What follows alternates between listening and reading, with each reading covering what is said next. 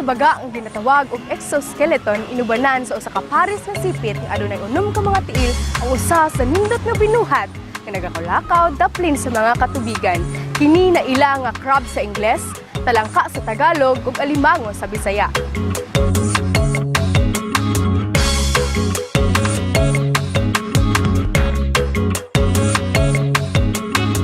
Istorya na itong crab, makita na ito, naagit siya sa mud, busa man gitawag og mud, na siya sa pagatpatan.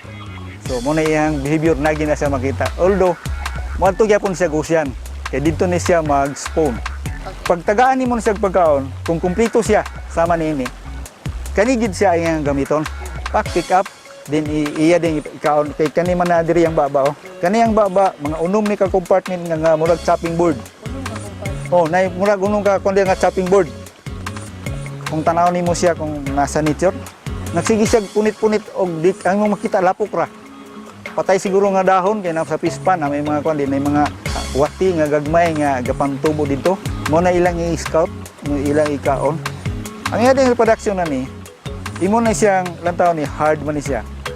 Mag-change ni siya into hard man ni siya, mo into soft shell.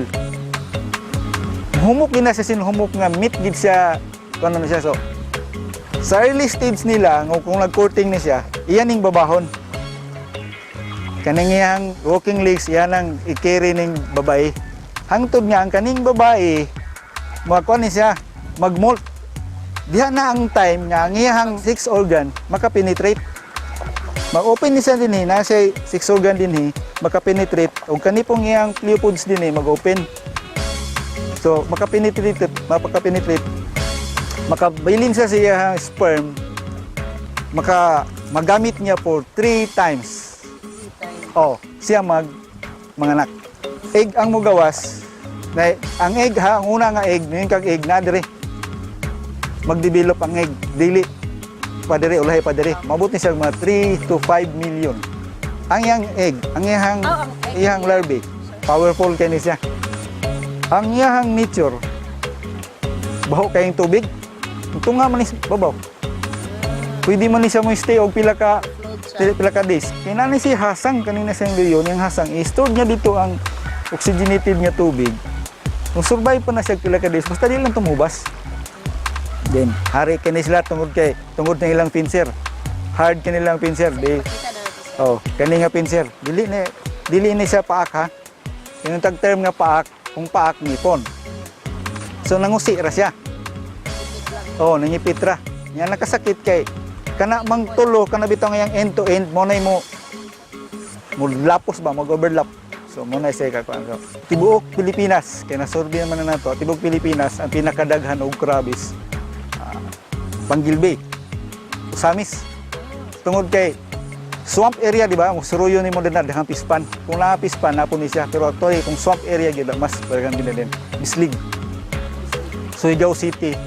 O Surigao Sur, Bislig, Tandag, ana. Then mato na bonita sa Samar, mato sa Ruhas, Lingayen. So na. Ang iyang role is scavenger man na siya. So kung say naa sa naglutaw de sa dagat o naa na de sa swamp, kung say naabot din na, kung say naa din na mga dead o mga kuan, mga lata-lata, kung musito lang, iyan na tanan. Og naay mga patay nga diyo say patay nga hayop ilabay ra man nato. O kaning mga patay nga basta unsa na din nga basura na bitaw gitawag og basura gawa sa silupin iya pa nagi-utilize dako kay ni siya role kani iyang kon kanang kumbaga gapang limpyo ni siya gapang limpyo. Atong hibaluan nga kini dako og kahimuan sa atong mga katubigan sa pamaagi sa pagkaon sa mga hugaw ug dili kini angay nga mawala. Kini si AJ Santinez Galvez nagaingon, usa lamang kini kamugna sa atong Ginoo nga angay hatagan og bili kay kini tipik sa balansing kinaiyahan.